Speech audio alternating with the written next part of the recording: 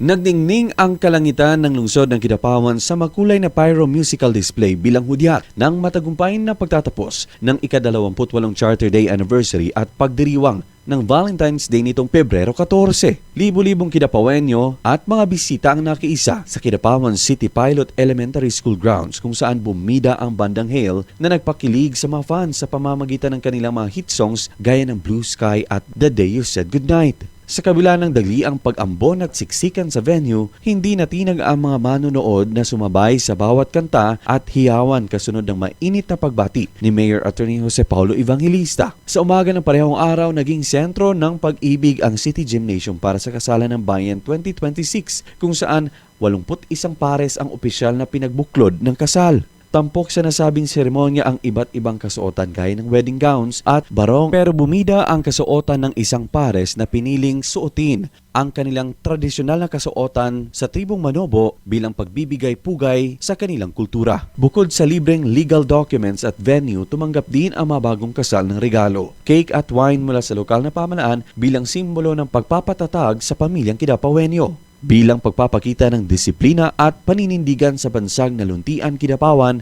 tinapos ang selebrasyon sa pamamagitan ng isang citywide clean-up drive nitong araw ng Linggo. Sa kabila ng pagiging araw ng pahinga, dagsa ang mga empleyado ng gobyerno, pribadong sektor at mga residente upang linisin ang mga kalsada at creeks mula sa mga kalat ng nagdaang 10 araw na selebrasyon.